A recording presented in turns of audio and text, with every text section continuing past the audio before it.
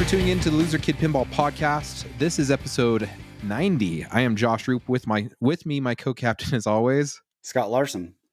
And Scott, you know, it's kind of been an interesting year so far in pinball, and there is plenty of pinball to be had. So if you want to get a hold of a pinball machine, how do you do it, Scott? I usually contact Zach and Nicole at Flipping Out Pinball. Definitely. Now, I will say that last time I talked a little bit about my issue with the Rush Opto, and Zach actually reached back out to me to say, "Hey, let's get you taken care of and send that out." So we're just waiting on that. You can always tell a good company by the customer support. And so if you have an issue and they are responding and they're active in it, then that is certainly that certainly is the way that I judge a company. And Zach and Nicole have always been great for me. So it's they'll do the same for you. Just reach out, look them up, Flipping Out Pinball, or just message them on Facebook. Did you see on Facebook they caught Zach with his pants down on a recent post? Oh, jeez. Yeah. What was he doing, man? That was just awkward. Yep. Yeah. So, all right, enough of that. Let's get to our guest. We have a man here that has been in the industry for almost a decade now. He started out with Mustang back in 2014, and his library of games that he has worked on are amazing. We've got Godzilla, The Beatles, Ghostbusters. I know you're loving some of these. With us today is Jerry Thompson. How you doing, sir? I'm great. How are you guys? Doing fantastic.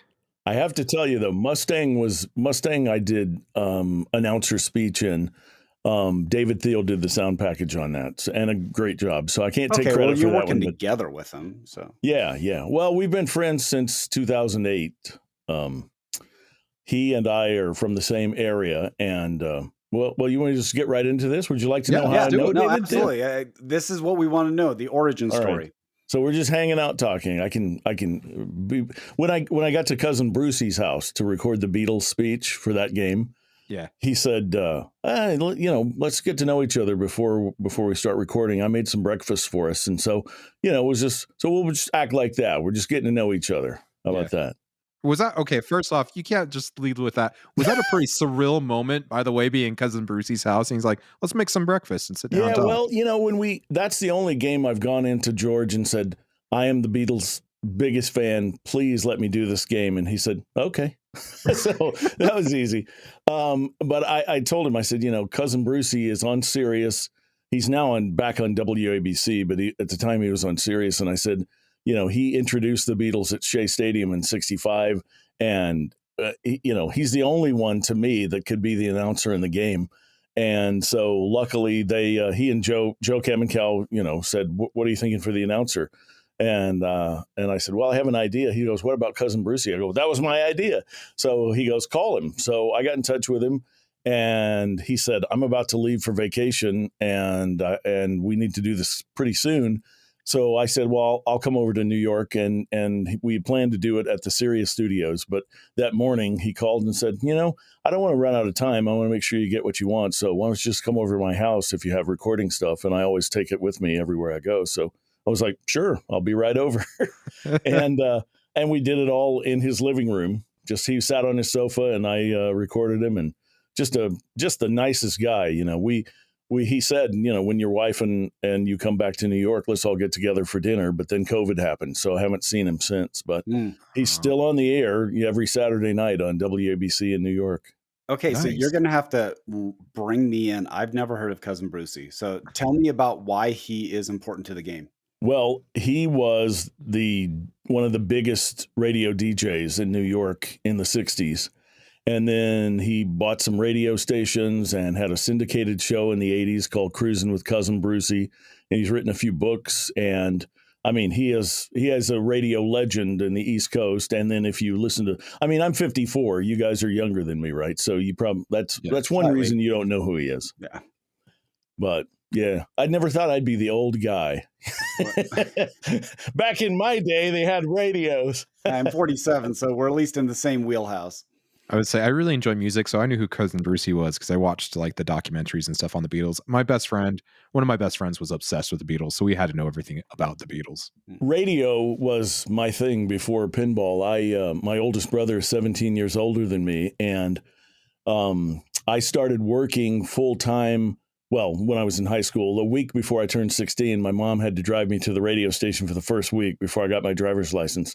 And then in my senior year, I worked 7 days a week and twice on Sunday. I worked at the local station in the morning from 6 to 8, went to school, came back and worked 3:30 to 6. And then I worked Saturday and then Sunday morning there. And then Sunday afternoon, I'd go over to Shreveport, which is about a 45-minute drive from my hometown, and work classic rock in the afternoon. So that was, radio was my thing. So I knew who he was. Eventually I worked in an oldie station and we ran his syndicated program. So I was a fan. I don't blame you. That's so awesome. Okay, I feel like we got the cart a little bit ahead of the horse. So please tell us how, because obviously you've been in pinball for 8-9 years now. How did you even get into it? Well, it's a long story. You got time? Yeah, we got time. We got all podcast. My wife calls it the girl version. She'll say, "You want the girl version, or you want the short version?" So I bought my first game in 1998, and that was Twilight Zone, and I still have it. And you know how they grow like rabbits. I mean, I have a house full now. But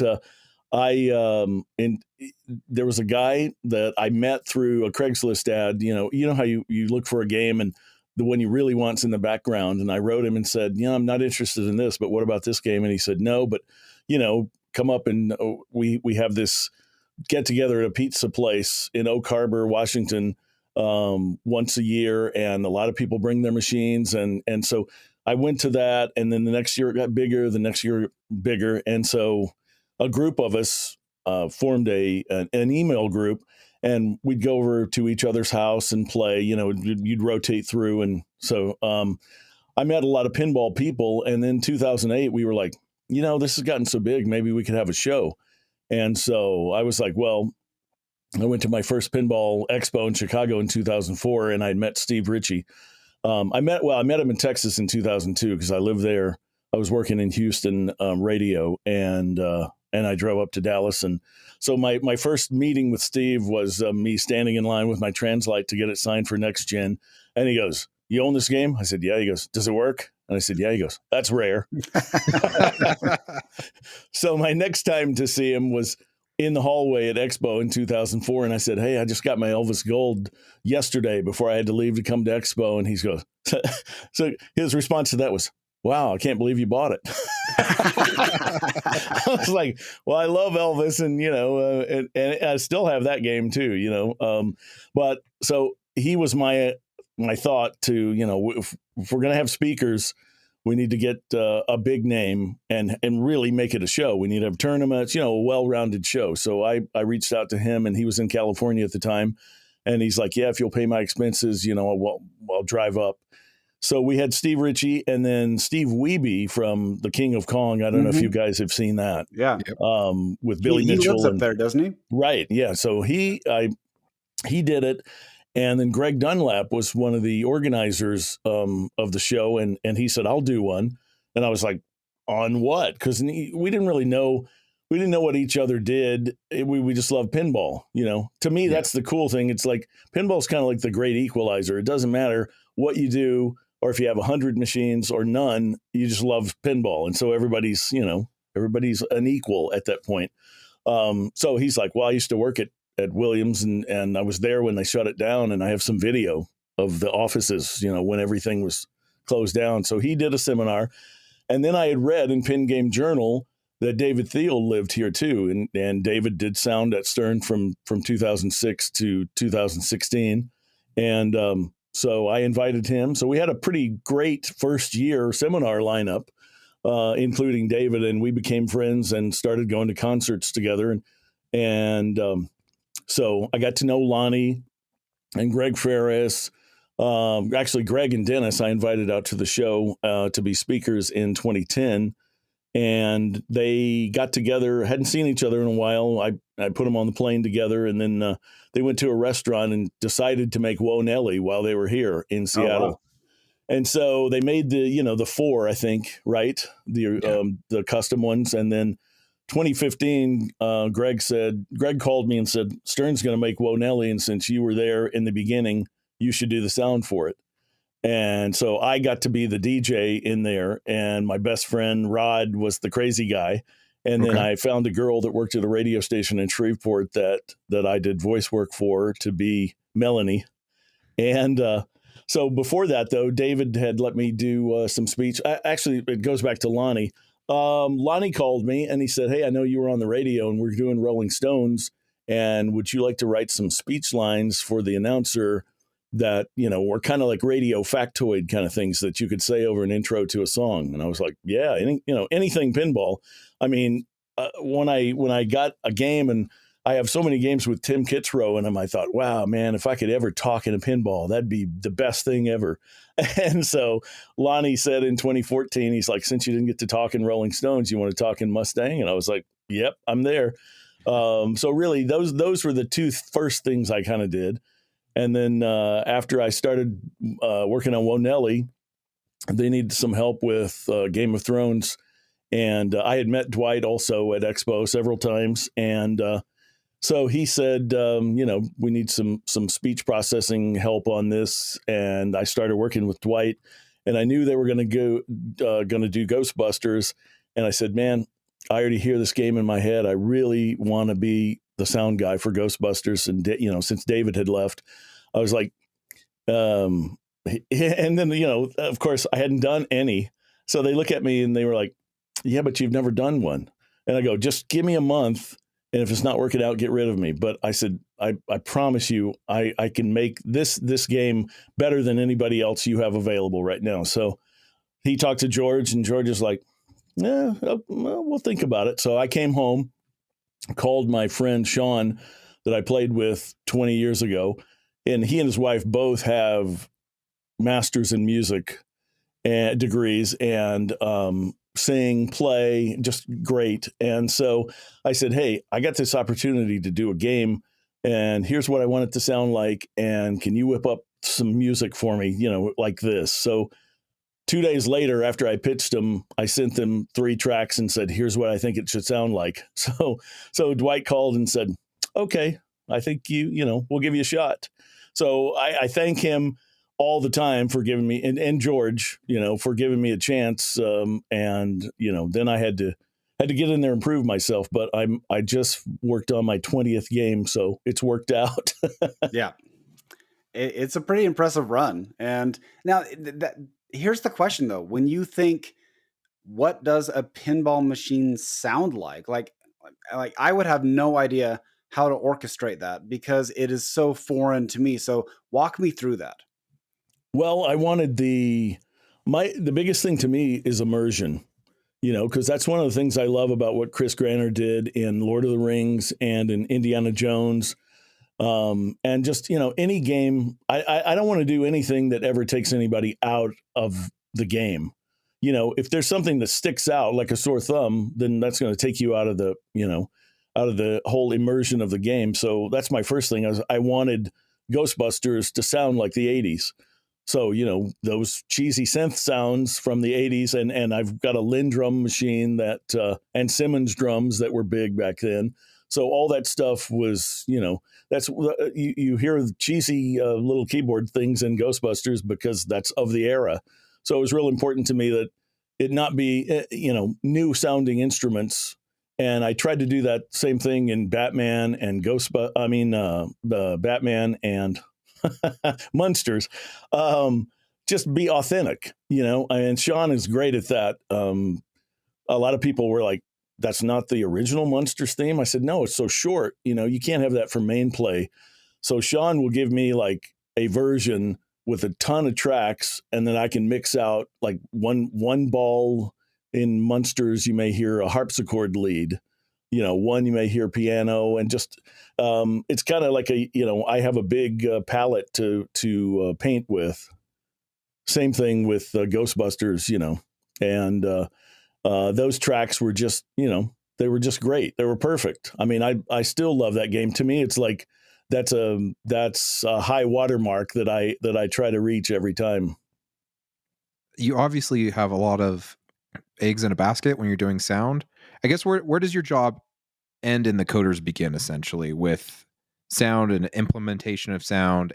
Well, everybody has their thought. I mean, I come in with a thought of what I think, and then we'll talk it over, whether it's, the designer or the coder. I mean, Dwight will say to me, "Oh, I think this sound should sound like this," and then I'll do that. And Keith will have ideas. Keith has a great ear. He'll say, why don't we do this here? It really, there's no set rule for how teams operate. Everybody's a little different, and so that's one thing, you have to learn how to work with each team and each person in the team. But I must say there's a ton of work that goes into a game before I get to it, because if, things you don't even think about, there's so much planning with a team of storylines and storyboards, animations that are before the final animations. And just, I mean, there's so, even I, when I did the first one, didn't realize how many sounds are in a game. You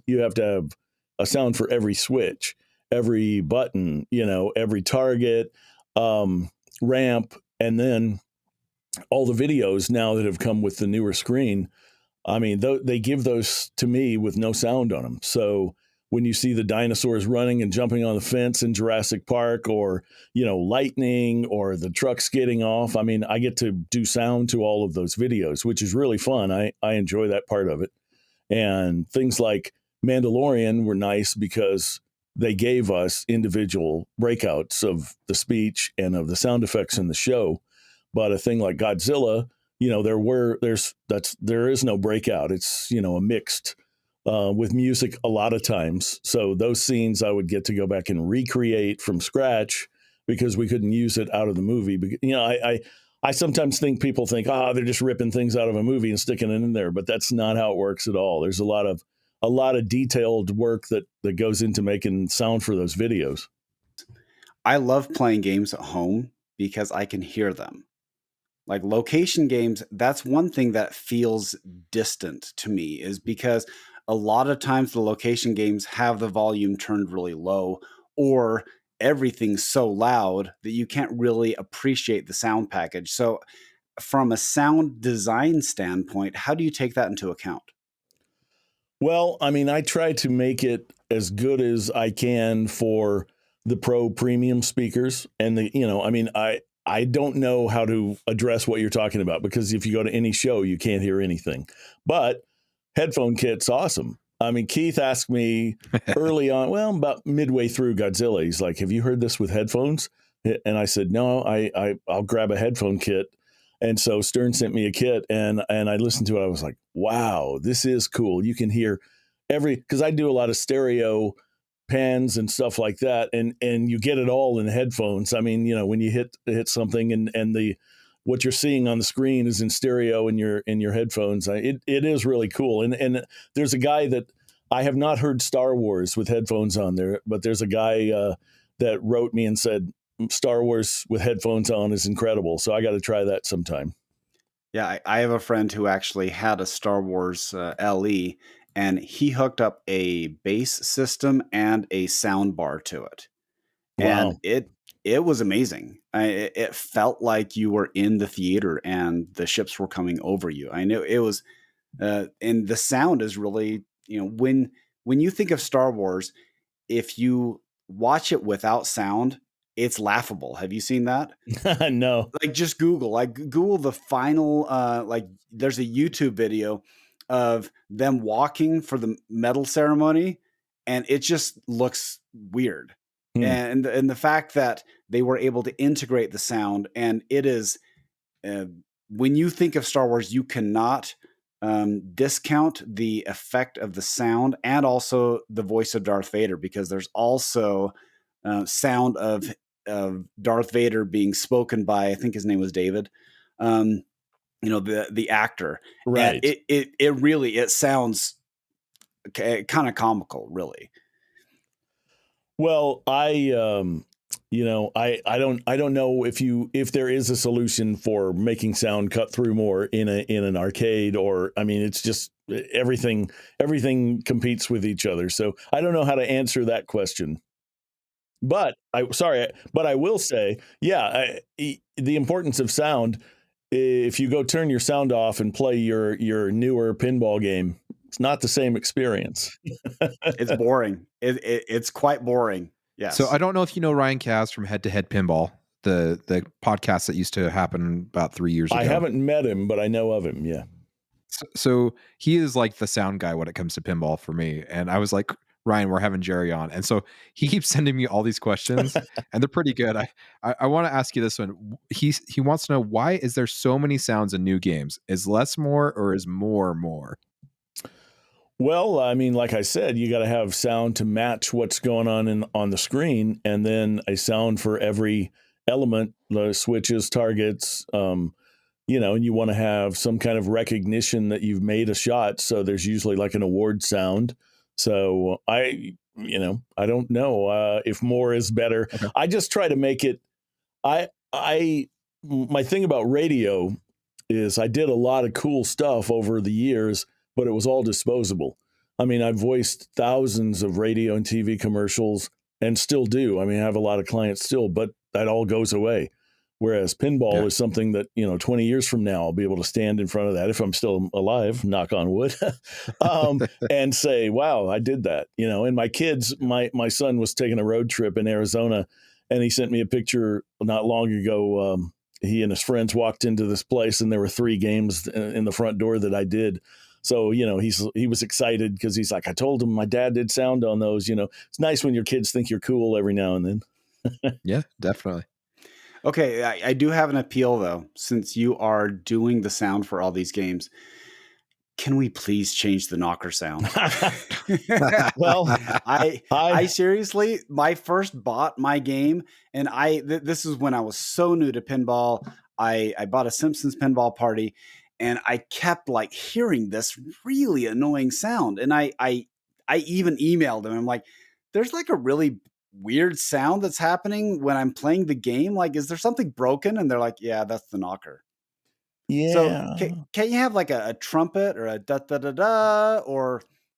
We have played around with that, but it's still the same. I don't know. I can't tell you whether it'll ever change or not. Okay, I will say that there's 2 things I do when I boot up a game. Is I immediately go in and put it on free play, and then I turn off the knocker sound. I turn it on low. I put mine on low. Yeah, I love the authentic one. Yeah, like the one that actually the old school knocker. Yeah, that goes.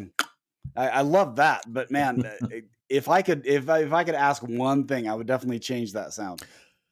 Well, I usually say when somebody says they have an issue with something, I usually say not my department, but I guess this is kind of my department. That's your department. I'm going to put that off on Mark Guidarelli, the systems guy. Let's put that in his category. Okay, seriously, like a fanfare, like like a trumpet in a medieval castle. That's how I think it should be.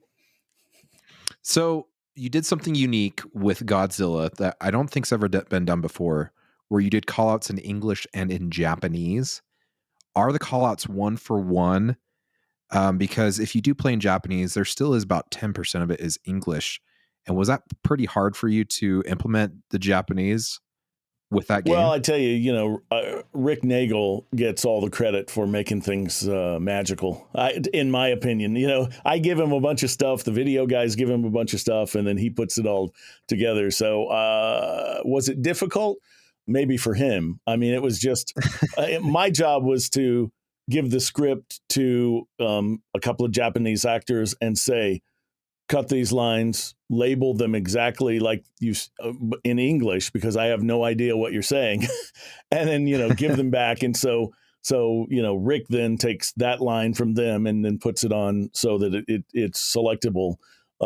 So yeah, I don't know to answer your question. I don't know if it's one for one, because we did several sessions with Rick Zeef and added some more things. And man, what a talent he is! He just makes the game, right? He's amazing, and he was great in Iron Maiden too. Oh yeah.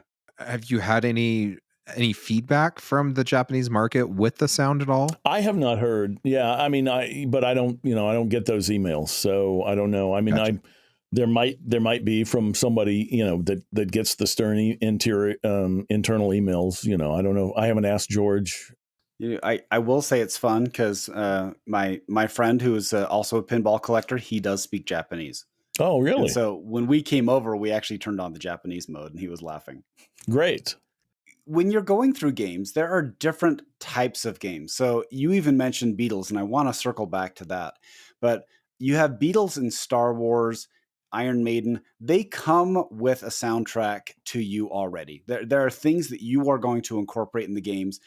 You also have other things like Deadpool, and you have, well, you mentioned Munsters, but even Black Knight. You're integrating the new stuff. Jurassic Park, yes, you have the soundtrack, but everything else you are going to be doing. So how do you approach all these different sound options when you have a lot of assets or little assets?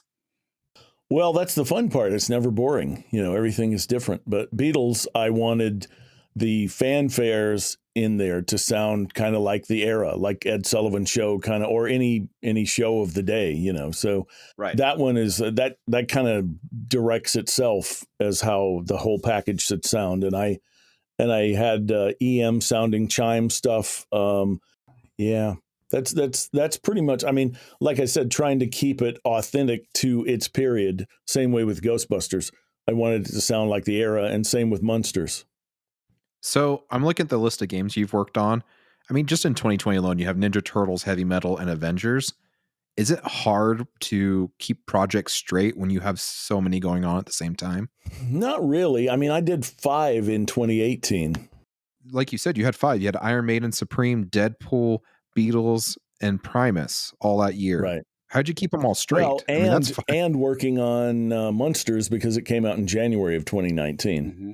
Yep. So, and what does Supreme sound like? I love what Supreme. What is the soundtrack for Supreme? Yeah, I love Supreme. It's old retro, like electronic sounds. And they didn't want background music on it.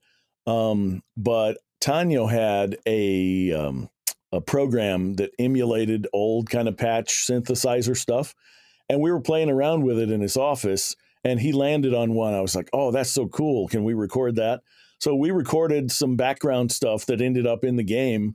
And I really liked the way Supreme came out. I wish more people could play it. So, Jerry, you have on your collection list, do I see this correctly, 28 games? 28 pins, and I've got 15 classic vids. Yeah, like, Pac-Man, Frogger, Galaga, Miss Pac, and Tempest, and all that kind of stuff. Yeah. Okay, so I'm not necessarily saying your favorite. What are the top 5 that you play the most? I could probably give you top 5 non-Stern because I've had those longer. Twilight Zone, Shadow, Indiana Jones. Oh, I got Bonsai Run. I love Bonsai Run. Nice. Yeah. Bonsai Run's a hard one, especially when you get to the back box. Yeah. I've had that a long time too. I'm glad I got one before prices went so crazy. I got my Twilight Zone was my first game. I got that for $19.75, and I probably overpaid because eBay was new and I didn't know to wait till the last second to bid. So probably could have picked it up cheaper, but yeah, those were the days, huh? Yep. Yeah, I've heard of those days when people would be like, "Well, it's $500. Well, okay, I'll buy it." Right. Oh, I mean, I have a Data East Jurassic Park right now. I paid $800 for that one years ago.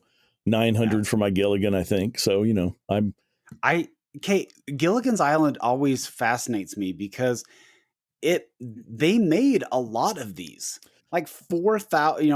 According to inside, 4,100. Yeah, you wouldn't believe how many people have said, "Why do you own a Gilligan?" I go, because but I've never seen one. That's like 4,000 games. That's still a high production game. Yeah. Like I've never seen one. Well, I grew up on the show. I mean, I've seen every episode probably 10 times, and the game is fun to me. It plays like kind of a System 11 to me, and it's challenging. I mean, you have to get all 5 of the island shots in a certain amount of time to get your 50 million. And, I'm not a great player. I mean, we were making Godzilla and I watched Keith play it and I'm just like, wow, I could never do that. I play for fun. And I think I frustrate Dwight because, I don't usually read rules. I just play. And, he's like, well, I'm doing this with the rules. I want you to know all of it. And I go, my brain doesn't work like yours. I can't grasp all that, so, But yeah, I mean, to me, it's just Gilligan is fun. I mean, it's not, it's not super deep, but it's fun. And can I tell you my Marianne story? Absolutely. Yeah. So she was here in town in 2016. She went to UW, and I think she was Miss University of Washington back when she went to school. But she was here doing an appearance in 2016, and so I went and I had my charter Minnow Charters T-shirt on, my Gilligan shirt, and I was having her sign actually an apron card for my game, and she's like, "So this is your childhood, huh?" And I said, "Yeah, I've seen probably every one 10 times." And she goes, "I'm old enough to be your mother." And I said, "Yet I would still date you." And she immediately goes, "What are you doing tonight?" I mean, she was so quick. But yeah, she was great. My favorite about Gilligan's Island, though, is that forever it was okay. I know they didn't have that many seasons. They had like what, three seasons? Yeah, 3 seasons. Okay, I always thought it was hilarious where they had at the very end they named all of them except for the Professor and Marianne. Well, that was the first season. They did and the rest, right, which blew me away. Yeah, first season, but they changed it for second and third. Yeah. No, it's just kind of funny. And the rest. So what's your favorite game? Right now, I would have to say Godzilla. I'm so blown away. That game is so good. I find something new in it every time I play it, and it's just so good. So the games that I alternate between, Beatles, because I love the classic feel. And when you're saying that you want to capture the era, it does for me. Good. And I love playing that. Yes. Iron Maiden, I grew up on Iron Maiden, so I'm actually a big fan of the music. I know that a lot of people count it as a negative on the game, but actually it's a huge positive for me. So that's a great package. And tonight I helped my friend update his Mandalorian code, and we had a blast playing that. I mean that I had a good year last year, Mando and then Godzilla, two great ones in the same year. And I'm happy with how both of those turned out sound wise. And and Godzilla I played a lot too. They are in my new collection, so I alternate between all of those. But that's what I tend to play the most. If I want to come down and just have a quicker game, then I tend to play the Stern Pirates of the Caribbean, or I play Deadpool. Nice. What about you? About me? You have more? Yeah. He listed a lot. He listed a lot of favorites. I know. I could just list off my whole collection. It's funny because I have a better appreciation for sound now. Between the new stuff, I just picked up a Whitewater, and I didn't realize how much of the sound does actually make a game. Because it just links something in your brain to moments. Yeah. And especially with like Vacation Jackpot, all the sounds and everything coming at you, just blowing up that game. Yeah. I don't know. It's funny because we always talk about these games, and it's like, what makes a game so excellent?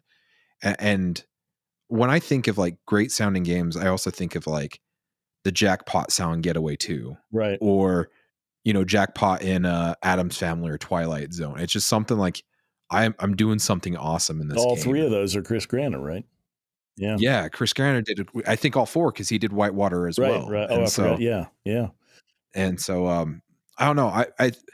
I guess one of my favorites of all time is World Cup Soccer, and it's because it's been in my collection the longest. But everyone loves it. It's just it's a good game for beginner. It's a good game for novice and whatnot. And the sounds on it are just great. I mean, Chris Granner, Dan Forden, Brian Schmidt, David Thiel. I have big shoes to fill to do sound. That was the crazy thing, that I went in there and luckily I had David to call when I got the Ghostbusters gig. There were several times where I called him and goes, "Okay, how do I do this?" Code wise stuff, because I've never done code stuff, and I have to do files and mix the game and all that stuff. And so he was very nice to answer my calls and answer my questions a few times. But I'm a big fan of all those guys, and I'm a fan of Paul Heisch too. You don't hear much from him or Vince Pontarelli. Although George had him do some stuff in Deadpool, but I'd love to hear, you guys should reach out to him. I'd love to hear Paul Heitz, because I've got 3 of his games, Creature, Judge Dredd, and he did Bram Stoker's Dracula too. And I love the Dracula sound package, with the pitched pop bumpers and just the whole atmosphere of that game. Oh yeah, that sound package is amazing. It makes that game.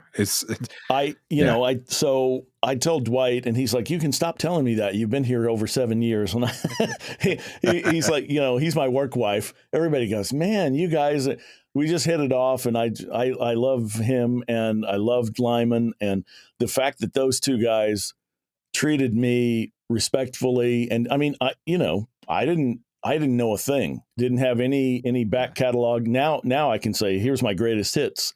But back then, they could have been just like, I'm not working with this guy, or but both of them were very nice. And I mean, I learned a lot about how to make a great game from Dwight on Ghostbusters, and I'll just always be forever grateful to him and to George. I mean, George has got a good team there, and I mean, it's cool that he's putting together a whole team for the future of pinball, of people that love pinball. It's not just a job. And so, I mean, I got to make 2 games with Lyman, and, miss him. That was, I had dinner with Penny and him, and my wife and I had dinner at Expo last year. And he and I were texting back and forth with each other, just a few days before he was gone. I mean, we had a love of Do-si-do's Girl Scout cookies, and he sent me a picture of his and was making fun because he got his before I got mine. And, I just never thought that things would turn out that way. I laughed more with him than, just about anybody. He would pick me up at 7 a.m. from the hotel, and then we'd go work, and then, but just, I mean, go to lunch and just laugh. I told him all the time, you could have been a stand-up comedian, because he was just hilarious. It's funny because I think a lot of us think of, when we see Lyman, he's very quiet and reserved, at least from my impression, besides the interviews and stuff he did, but it always seemed like when they talked to him, he didn't really want to talk about himself. He'd rather. Yeah, very shy. I mean, he just, I mean, he was private guy, and but then you've seen the giant laugh. I mean, it made me tear up seeing that clip that they played from the Cactus Canyon thing where he's laughing so big, because that's what I remember about him. I forgot, I didn't write him down. I had like my top 5 list of things that he said that were hilarious, because he didn't intend to. Well, I'll tell you one. We were looking at a CAD drawing on the wall of a game that didn't get produced, a playfield that someone had designed, and I said, "What do you think?" He goes, "I think I've already played it in my mind," and walked away. You walked away on ball 1, right? So and just he was very funny, and we had lots of laughs, and he, on vacation, he would text me pictures of his Mai Tai, and always call and say happy birthday or Merry Christmas or what, and it meant a lot to me that he told me when he left. He's like, I consider you a real friend and not just a work friend, and I hope we get to do a game together again sometime. And I mean, that meant a lot to me, because like I said, I mean, he's worked with the best of the best, and he's considered one of the best. And so I really, I will always be thankful to Dwight and Lyman and the way they treated me, working with me on my first game with each of them. It certainly does make a difference. Well, a couple takeaways, I guess. I think it shows that we don't really know what's going on inside people's heads. Right. Yeah. No, I'm just saying we don't know what they're going through. So they could even be putting on a brave face. I mean, I've never really talked about this before. My brother-in-law committed suicide about 10 years ago. Oh, I'm sorry to hear and we had no idea. We had no idea that he was dealing with this deep anxiety, depression, and eventually it just overwhelmed him. And it's such a shock, and it reminds me that it's you want to try to leave people with a positive vibe, because that that really could be the last time that you see them. Yeah. Well, I told my wife, I said, we were texting a couple of days ago and I wish I had called him and, maybe, and she goes, you can't live, with the maybe. She goes, there's nothing you could do. And I said, well, I just wish I could have talked to him one more time, Yeah. Yeah. But yeah, I mean, I so admire Penny for putting that out there and helping. I think that helped a lot of people that struggle. And, because you look at this guy and he's laughing all the time and he's great at his job and you think everything's perfect and, you never know. So that's a good point you make. So, that's why I'm talking about it, because I think she did such a service to help somebody struggling. I mean, I think we've all been down at one time or another and may have thought that even, but it's I hope that if somebody listening to this is going through that you'll talk to somebody or not go all the way. I would say it's a moment. It's a moment that we can recognize his greatness. And the bottom line is he's not summarized by his struggle with depression. Yeah. Like he's summarized by all the people he touched, how he welcomed you to Stern, and everybody. I've never heard anybody say a negative thing about him. And so the legacy is much greater than the tragic end. And yes, and I also applaud Penny for being upfront with this, because a lot of people, I'm glad that we're able to talk about mental health nowadays. Yeah. Because there's still a stigma with it, but I think it's getting lower where people are like, you know what, if there's something wrong, I really do. I should reach out and I should talk with someone. Yeah. Well, and he was very shy, private, didn't want to be, he didn't want people coming up to him and saying, oh, you're great. Cause he just he would talk to one person, but he didn't like talking to groups. But his main thing was, I want to make a great game. I don't know. Maybe that's why we got along. Cause I said the same thing. I said, I don't care how long it takes or how much work it is. I just want to make a great game. And, when we were making Elvira, he would tell Greg, I just want to make a great game for you, Greg, cause that of that team of the Greg and Dennis, it gave me a chance to see the creative genius of that team is Greg. I mean, Greg came up with the characters and the script, and Elvira was a lot of Greg's creation. I think he could have kept supplying ideas for months to come if we had had time to put them in. But and you will not find a nicer person than Greg Ferris. I mean, he is a great guy. There's a lot of great people there, man. I love a lot of them. And Mike Vinacore is one. You guys maybe you could have him on. He's got interesting stories.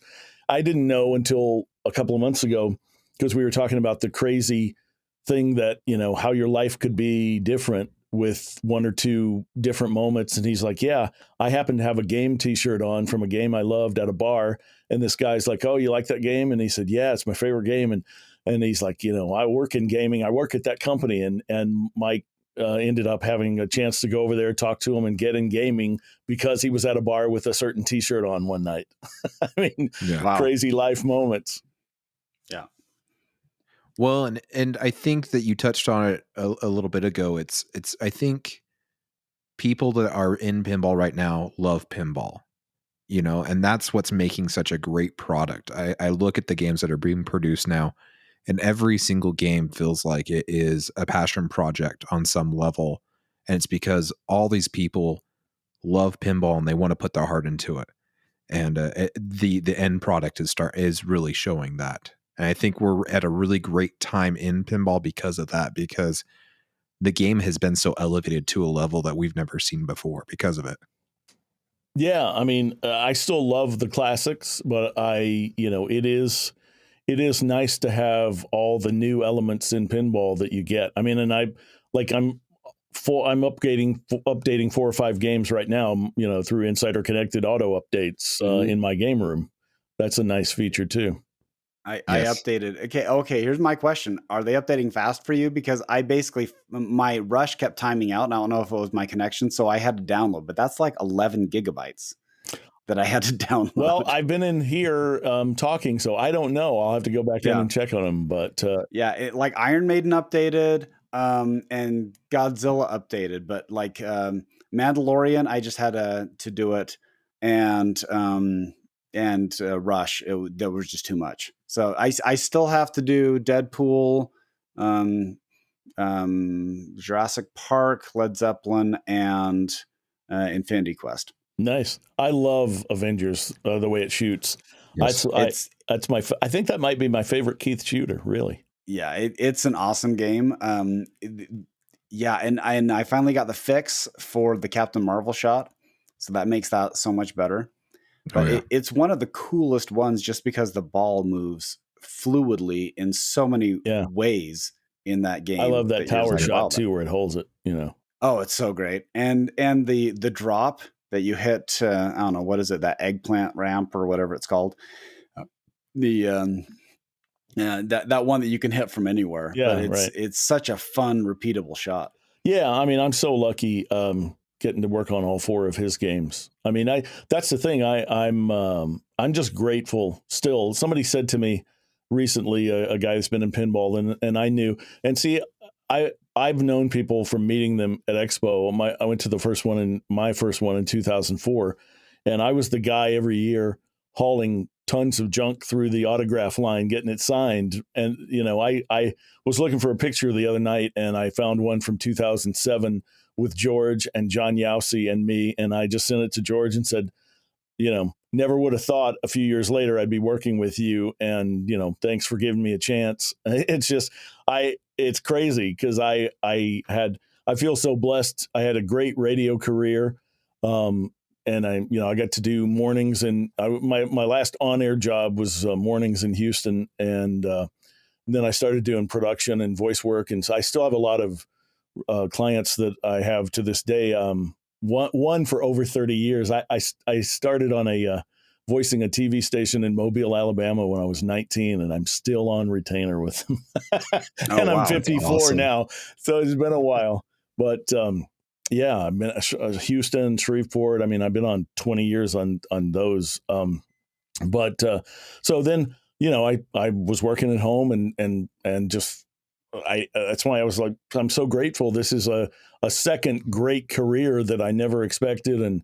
And, you know, it's still a privilege to walk out into the factory and go, wow, I work here. You know, I mean, if you love pinball, it's like how can you not be grateful and in awe of walking through the factory at night thinking, man, I used to go through the autograph line and here I am working here. How long does it take to make a sound package? I'm usually working, I mean, not all day, every day, but I'm on call as things develop, probably about a year. Okay. And since you're working on multiple at a time, then you have them spaced out. You're not working on the same project every day. You're kind of flopping back and forth as needed. You know, depending on how many, but I love that. I mean, I don't, you know, I love shifting gears, and I love to be busy all the time. I mean, I look back at 2018 now. I did 5 games, took a 2-week European vacation, and got married. And I'm like, how did I do all that in 1 year? But, you know, I enjoy that. I enjoy working all the time. So I right now I'm getting to do a little bit of things with several people. And that's fun. I'm getting to work some with Lonnie now and some with Mark Panaccio, which, you know, he introduced himself. I was like, man, I got your name on games in my house. I love Fishtails and Elvira and the Party Monsters. He did, you know, so that's fun. I like doing whatever.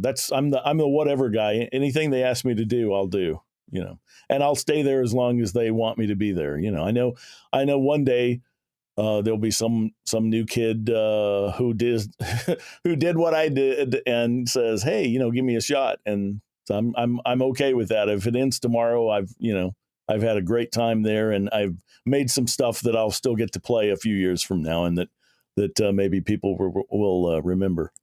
I've got to ask, you've got a few games under your belt that have been previously made before, not like remade, but like Elvira's got 2 games previous to House of Horrors. You've got a Ninja Turtles game that was made with Data East and Jurassic Park.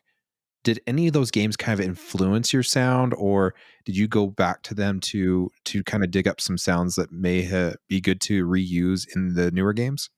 No, I mean, I have not played the original Turtles. I own a Data East Jurassic Park.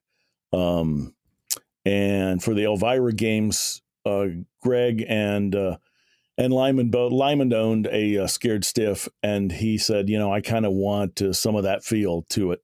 And of course, we got Tim Kitzrow back. I mean, can't get any better than Kitzrow and Rick Zeef for voiceovers. Those two guys are, just fun sessions and amazing. When you think how much Tim Kitzrow did in Elvira, House of Horrors, I mean, he's so many voices, including the trailer at the end, and those are hilarious. That's another Greg idea. The trailers at the end. Yeah, I love those. That whole package is great too. It's just. Well, that was a fun one because there's so many different kinds of music in there. Greg said we want to do Jump, Jive, and Wail and Shout, and you've got the music that sounds like the old movies. And then you've got the tiki music, and it's a lot. It's kind of like Deadpool, a lot of different styles in Deadpool. And I kind of had originally that attitude rock kind of feel, and then it started morphing into something funny and more fun. And so I turned in the Katana Rama song, the polka song. And George was like, "This is so funny," and he's like, he called me one night driving home. He's like, "Let's do songs with lyrics." And I was like, "Okay, what do you have in mind?" He's like, "Let's do a country, a rap, and a metal, and an R&B." And so I called Sean and actually Christy, his wife. She does the country song. And then I call this rapper guy it's funny. He's actually a real estate agent. My wife's a realtor. And so this guy is a real estate agent, but he does rap shows too. So he did the Boom song, which is awesome. And then there's another friend that I saw playing drums, and he ended up doing the metal song. I thought he was just going to drum on it, but he did the vocals on it too. And George is like, I just want that one to be all just like pinball things, like flipper, bumpers. And so it doesn't really make any sense. But, and then so I woke up one Saturday morning and I had this little rhythm track, and I started, because when George says R&B, I'm thinking Barry White, So I came down and I was just like making up stuff that sounded dirty, so I was like, "I got 6 balls for you, baby. I know how to shoot." And so I sent that to George and Tanya. I go, "Is this a thing or not? Should I?" And they're like, "Yeah, that's funny. Is that you?" And I was like, "Yeah." So I did some more, and then I had Christy sing, the Deadpool, and then Tanya was like, "I think she should sing everything, like repeat everything that I'm saying, like multi-ball, Deadpool, all night, all that kind of stuff." And he's like, "Sax, it needs some sax too." So I said, "Can you give me some sax?" And I put it all together, and it turned out funny. I hope people like all those. But I mean, that's George is so creative, and I knew that. I watched that Tilt making of a Pinball 2000 video, and just all the innovations they did in such a short time about cabinet redesign and all the things that are different from a normal pinball game.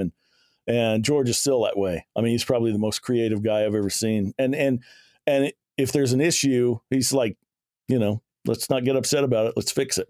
I mean, he's the perfect person for that job, Yeah. Well, I will say Revenge from Mars is it's a hilarious game. My friend still has it, and it's a mint condition. So I play it and I'm thinking, this is amazing. This is 25 years old technology or 23 years old technology. And when you consider how fast it was developed and how much different it is from a normal pinball game up until then, it's amazing. Mm-hmm. Yeah. I have one. Yeah. I love it too. It's fun. Yeah. I need to find another. It's one of the ones that got me into pinball. The night that I actually got introduced to pinball, that's the one I ended on. I was like, holy crap. Like, this is where so how'd you guys get into pinball? My wife's cousin, we had to go stay with them out in Saratoga Springs, which is south of Salt Lake. But west of me, about 20 minutes. Yeah. So we kind of got locked into his house. He's like dead bolted from both sides, and I needed to go get some stuff. And then I'm walking through this house of a guy that I barely know, and I was like, where do I go? And I'm hearing noises from the basement. So I'm like, well, I guess I'll work my way down there and see if I can find him. So I get down there, knock on the door. He says, come in. I open the door, and he had, I want to say about 15 to 20 pinball machines in this room. And I'm like, what the heck is this? And he's like, what do you need? And I tell him, and he's like, I'm like, but I want to come back and try this all out. And he's like, okay. So I go get my stuff, drop it off to my wife. Our son was like 2 or 3 at the time. He was really young. And I'm like, I'm going to go downstairs and hang out with Sean. And anywho, the first game I played, Circus Voltaire, and I was hooked.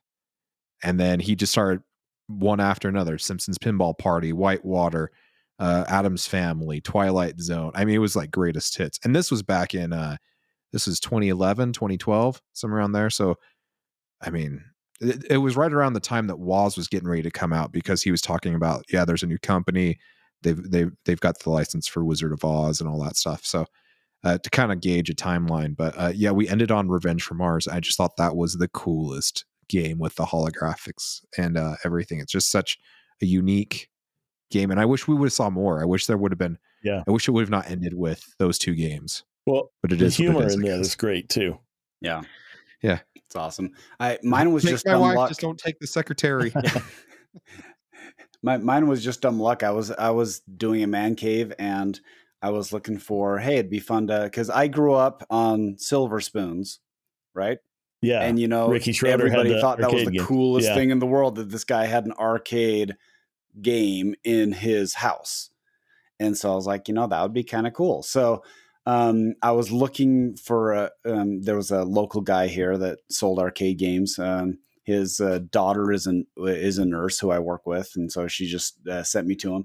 So I went over to check out some games he had, and he had just barely picked up 3 like home use only games from a house, and he just said, well, what about a pinball machine? So I just said, well, there were 3 of them. One of them was Corvette. One of them, I can't remember what that was, an old game. And one of them was Simpsons Pinball Party. And my wife said, well, let's get the Simpsons. Nice. So that and I never played pinball even before that. So my first real experience playing pinball was buying one. Me too. Yeah, I love Twilight Zone, the TV show. And then I was my girlfriend at the time in '94.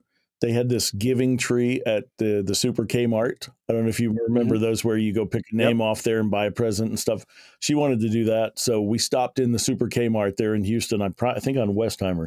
I remember going to the customer service department, and there was a Twilight Zone there, and I was like, "Wow!" I mean, I hadn't seen pinball, didn't know. I was like, "I got to get one of these someday."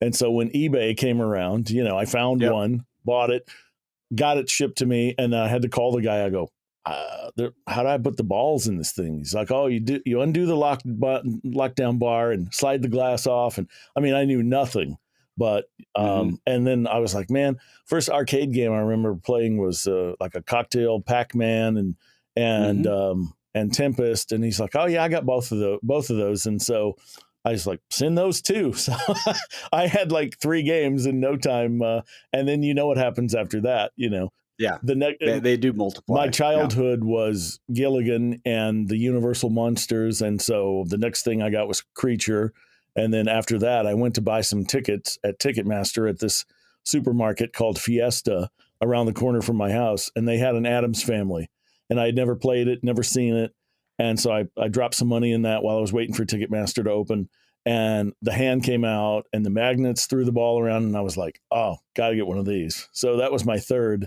So I mean, didn't know anything at the time, but I just knew I loved this immediately. Well, it's funny that you said that about like the calling to even figure out how to get the balls in. I remember when I was first in the hobby, I'd sold off my Data East Teenage Mutant Turtles, and the people called me. They drove 3 hours, they picked it up, they took it back, and they played it, and it was working fine. And so when they get it home and the ball's not ejecting out into the trough, they're like, you sold us a faulty game. I'm like, is the game level? And they're like, hold on. And so they went and leveled it, and like, oh, it's working great, never mind. But I learned how to work on them because and you had to. Right. And I love working on them as much as playing them. I mean, I've done several playfield swaps, and I just finished Evel Knievel was the big thing of my youth, and $6 Million Man. But like, in 77, I think it was, for Christmas, I got the Evel Knievel bike, and, I had all the toys. And so I just finished doing a playfield swap, a cabinet paint, and restore on an Evel Knievel I just got. So that's my newest. I've never owned a Bally, and I've never owned anything, past, I don't know, what's my oldest. Space Shuttle's my oldest before that. So yeah, I'm looking forward to playing that. But I learned that I like working on them, and I don't mind board work, but the cabinet part is not my favorite, to do a cabinet. I'm no Chris Hutchins or Brian Kelly. Mine does not look as good as their jobs, but I don't plan on selling it. So yeah. Now, you also just took a big trip, didn't you? I heard you were in England and you dropped by our friend Mark's house. I was, yeah. Well, the Beatles are my favorite band. Rolling Stones are my second favorite. And so they announced their 60th tour in March, I think. And I told my wife, I said, oh man, the Stones are playing in Liverpool on my birthday. How cool would that be to go? And she's like, well, you should do it. And I was like, no, I saw them last year and I don't need to go. And I was like, no. And so I forgot about it. I didn't forget about it, but I was just denying myself. And so, because it's not practical to fly, to go see a concert. So, a couple of days before the pit ticket sold out, and I was like, well, I don't want to go unless I can be close. And so that solved that. So a couple of days before, I saw a video of their first, Liverpool was their third night of the tour. So I saw a video from the first night, and I was like, man, I wish I'd gone. So I looked, and they had opened up a few more pit tickets. So I told her, I was like, they just opened pit tickets. She's like, buy it and book the next flight out and go. And I was like, really? And she's like, just do it. So I did. I got the last seat on the next flight out, and she took me to the airport, and I went on Tuesday. Got to London the next afternoon, and I called Mark Silk right after I bought it, and I said, so I'm going to be in your neighborhood tomorrow afternoon. And he's like, well, you got to come over. So I stayed at his house the first night in Birmingham, and then took the train up to Liverpool, saw the show. It was the most amazing birthday. And I'd never, my pictures look like, Mick is 10 feet away. I mean, it's just, the whole thing was great. Next morning, I got up and went to a couple Beatles museums and got to the end of one of them, and they had the Beatles game that I did sound on in the Beatles museum. And I was like, okay, this is surreal. My favorite band. And then so I took the train down, went to see Billie Eilish. And then the next day I went to Back to the Future, the musical. And that was amazing. It comes to Broadway next year. And I mean, if you get a chance to go, it was just, the production values were better than anything I've ever seen. And the actors were great, and it's well worth it. So then I ended up getting upgraded on the way back. So I was like, okay, this birthday could not have been better. So, but yes, luckily I had miles. I didn't have to pay, I flew on miles. I would not have bought an international ticket, round trip ticket a day before, and spent that kind of money. But so I was fortunate. That sounds like the perfect birthday, man. It was. I mean, it was just, not everything was great. And so I have to thank my wife, Jennifer, who made me go, in quotes. She twisted your arm. Yes. Yeah. But so one of my Uber drivers there, he's like, are you here by yourself? And I said, yeah, my wife told me to go have a fun birthday adventure. And he said, wow, my wife would not have said that. I said, yep, I really lucked out with her. She's awesome. Nice. I have one more question before we wrap this up. Maybe two. The one question is, Mandalorian was kind of a tight time schedule from the time that you guys got the license to actual product coming out. Was that one different from the other ones that you did? Was it kind of weird being trickled out and watching the show as you're doing the game kind of thing? Probably not for me as much as the guys like Brian and Dwight, who were coming up with what storylines they wanted to use in the game. By the time it came to my part, that was all decided, Yeah. And so they gave us the episodes as they came out for the second season. And so, yeah, probably, like I say, there's so many people involved in making a pinball game that you never even think about. And all those creative minds that come up with the modes and the planning and all that takes so much time, don't get a lot of credit. It's kind of like a movie, there's a handful of us who get the starring role, and then there's that long list of credits that roll after that. There's a lot of people that do a great job that you never hear about. So yeah, I can't say how thankful I am to be a part of the team, and it's the team's choice. I'm a contractor, so they can choose to use me or not, and so I'm really thankful that a lot of people, including Keith for 4 times and all of Dwight's games since 2016, I've gotten to do. Okay, my last question, and if we need to cut this out, we can. But I was sent this sound clip.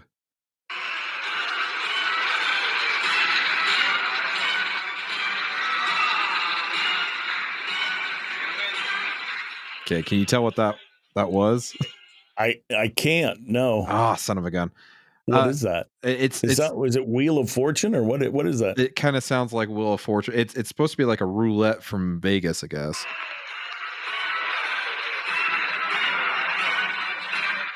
Anywho, is it it's those standard orchestra hits from the 90s. I mean, it sounds like some bonus stuff I did in a game. Yeah, he's gonna say, did you still, were you walking through Vegas when you stole the sounds for Godzilla, or not Godzilla, Ghostbusters?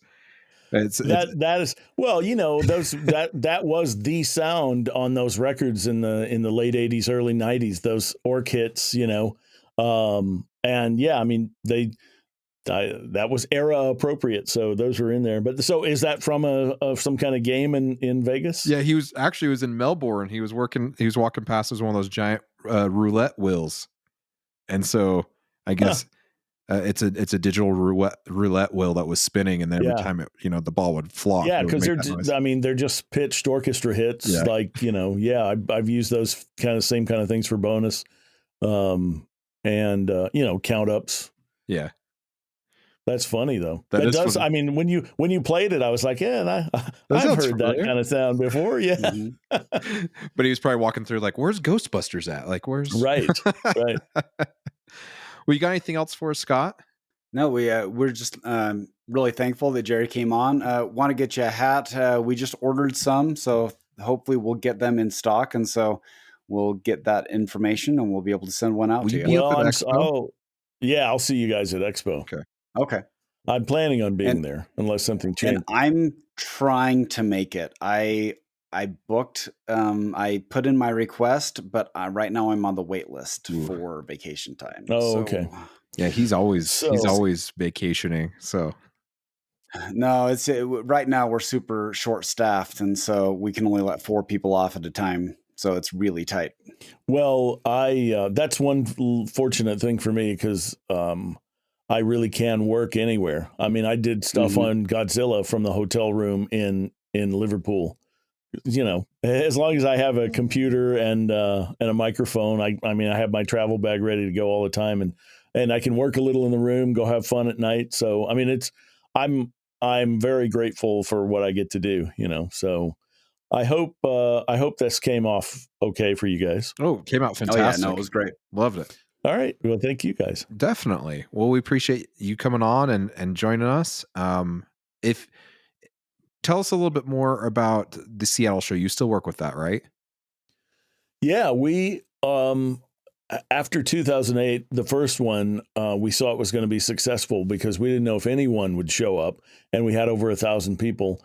And so I said to the 2 guys who started it and put the money in, I said, we either have to probably make no money or all of us should get some money, because there were 8 to 12 volunteers that worked really hard. And he said, why don't we just make it nobody makes any money. So they registered it as an official 501c. And since 2009 up until now, nobody has taken a dime from the show, including board members, organizers, and whatever extra money there is every year is put back into the show and to scholarships.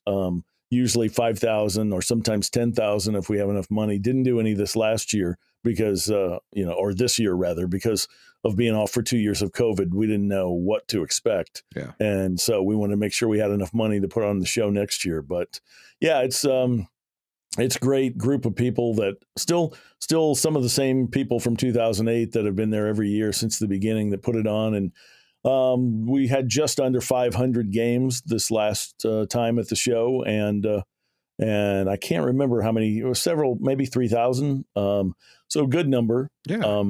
But yeah, you guys hopefully can make it out sometime. It's great. Seattle is great in the summertime. Definitely. Yeah. I would love to come out and do that. Great. So if people want to get a hold of you, or if you don't want to be bothered at all, Jerry, how do they get a hold of you, or just tell them no, go away?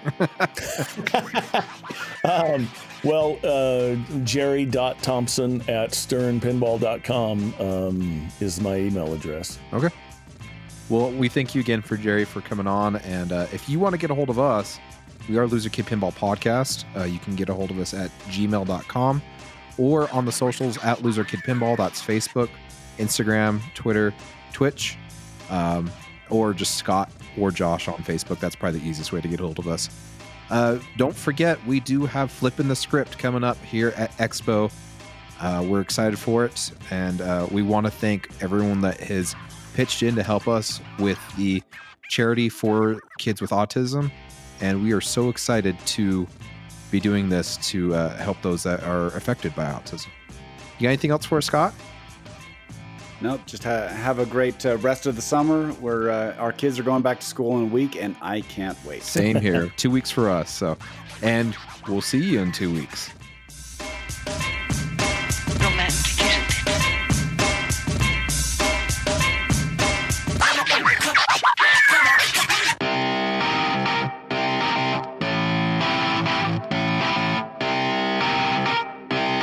Shut up and sit down.